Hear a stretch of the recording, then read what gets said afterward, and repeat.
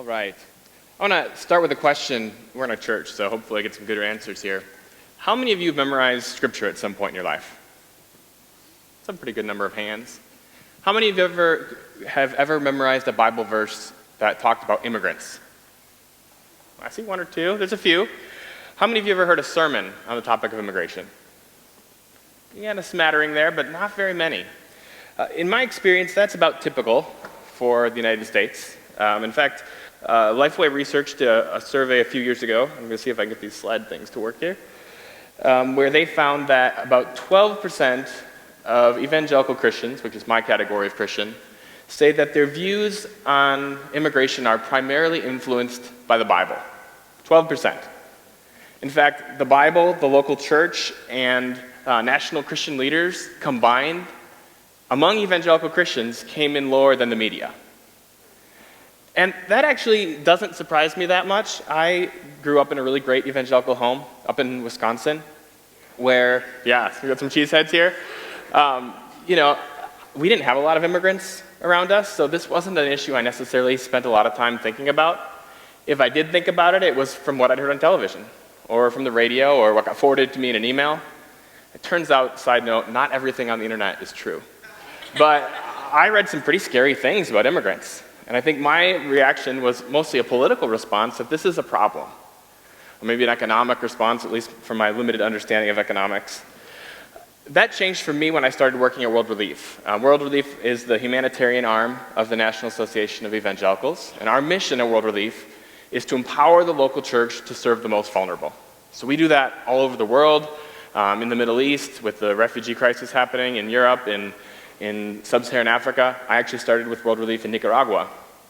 And then I started working for our office in Wheaton, Illinois. And mostly because I loved that mission. But what I found was the people who World Relief has identified as very vulnerable in that community were primarily refugees, foreign-born victims of trafficking, and other immigrants. And I had to wrestle myself with, well, how do I think about this? And I also found that as I started working with World Relief, a lot of the churches that we partnered with weren't quite sure what they thought about immigrants. They might like what we were doing overseas, but immigration's political and we don't do political. That's kind of controversial among a lot of people in our church. So it was hard for us to live our mission of empowering the church to serve the most vulnerable because it was a complex topic. Well, I really dove into Scripture myself, and that's a big part of my job now is helping our church partners, our denominational partners to do so, to look at what does the Bible have to say on this topic. Turns out, a lot more than I will be able to tell you in the next 7 minutes. There's 92 references to the Hebrew word ger, the word for a foreigner or a resident alien, in the Old Testament alone. So this is actually a repeated theme. Many of the heroes of our Christian faith were themselves immigrants. But with limited time, I want to focus not so much on how the Bible might guide us to be an immigrant, which most of you probably are not, but on how to respond to immigrants. And I want to zero in on two stories in the Old Testament real quickly and look at how maybe two competing models for how to respond to immigrants. So most of you, if you're the type of people who all raised their hand about memorizing Scripture, are probably familiar with the story of Joseph in the Old Testament. Joseph was an immigrant. He was sold into slavery by his brothers and made to cross a border into Egypt. Today we'd classify him as a victim of human trafficking, an involuntary migrant. And you know the story. He ends up there. He gets into this situation where his boss, his wife, says that he did something he shouldn't have done. Of course, he didn't actually do it, but who are you going to believe? The native-born boss's wife or the immigrant? He ends up in jail. And then, we know where the story goes from there. I actually want to focus in on Pharaoh, the king of Egypt, because I think he's got a pretty interesting way of responding to this situation. He's got a problem. We read in Genesis 41 that he has been told that there is, he's got these dreams, he doesn't know what they mean. He hears that there's this immigrant in his jails who might be able to help him. He sees an opportunity. He calls on Joseph. Joseph, with God's help, interprets the dream. Pharaoh says, wow, this guy is uniquely wise. He's got a lot to offer. This is an opportunity. He says, actually, let's put you in charge of famine relief efforts, which, of course, is what the dreams revealed was going to happen. And Joseph does really well there. The response of Pharaoh is to see an opportunity and to respond with hospitality. A few chapters later, when Joseph's brothers arrive, Pharaoh's response is to say, here's the very best of the land. But still, he's got his eye open for the opportunity. He says to Joseph, he takes him aside and says, if any of your brothers here are really good at their job as shepherds, I want them in charge of my sheep. So that's one model of how we could respond to immigrants, to see an opportunity and respond with hospitality. But if you flip just a few pages in the scripture, you get to another Pharaoh, into the beginning of Exodus. And it says, this Pharaoh did not know Joseph. And I think that phrase is instructive because when we don't know people by name and by face, but we know about a big group of people, it's easy to respond the way that this Pharaoh did, which is to see a problem, to be afraid, frankly, to say, this is a threat to me. And that's exactly how the Pharaoh of Exodus responds. First of all, he's got this demographic problem. He says, there's just too many of these people. Joseph and his brothers' children and their children and their children, there's a bunch of these people now.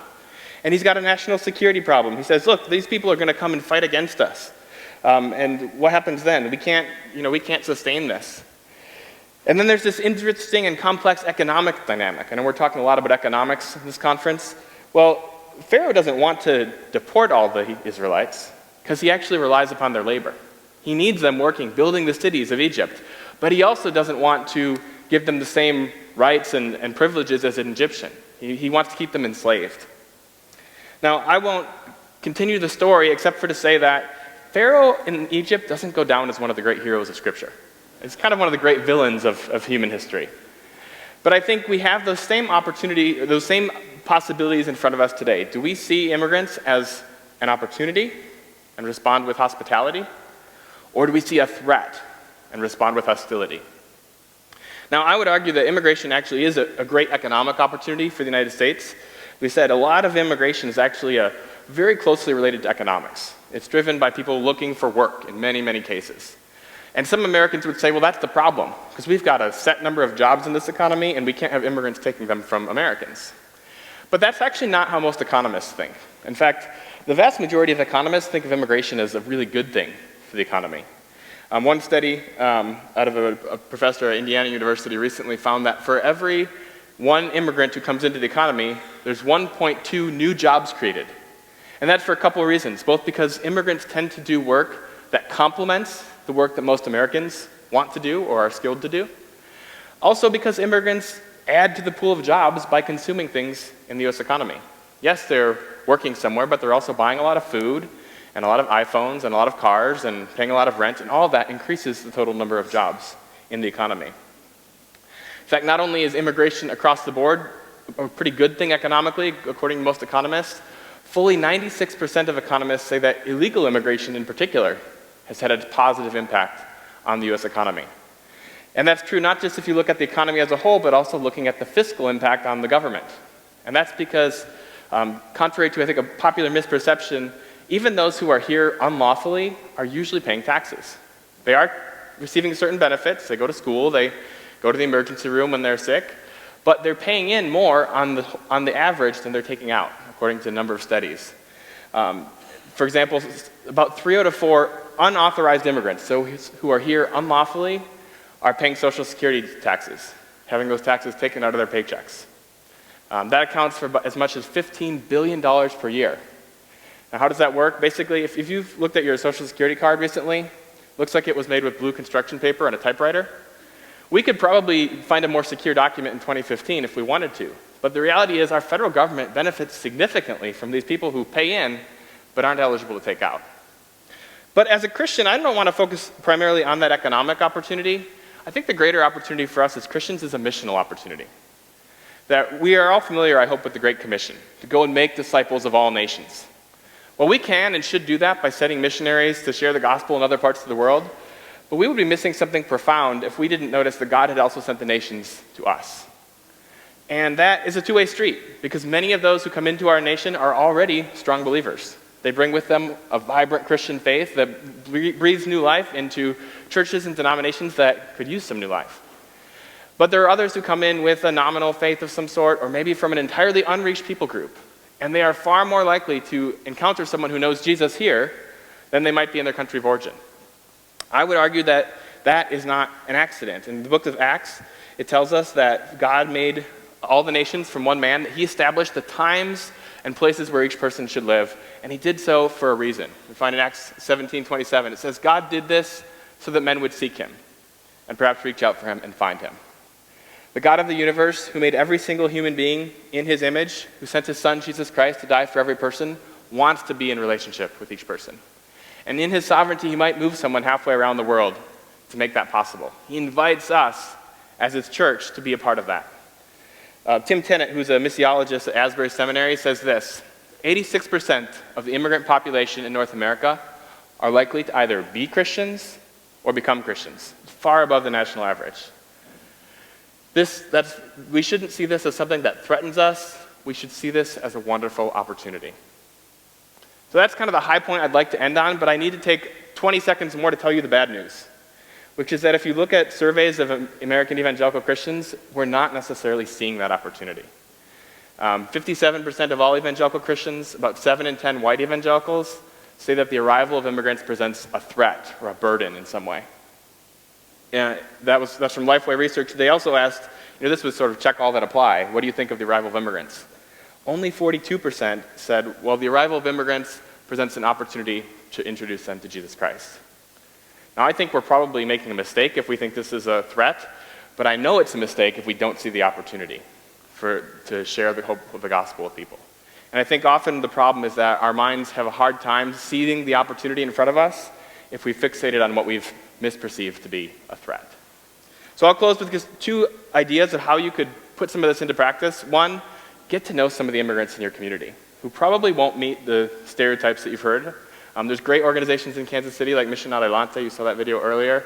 World Relief, where I work, tentatively, hopefully we'll be opening in a World Relief office in the coming year. So that's not there yet, but check out our website in the next few months to look for that. And then we have lots of discipleship resources online at evangelicalimmigrationtable.com. Scripture studies. I really challenge you to go back into how does the Bible challenge us to think about this and to see an opportunity. Thanks.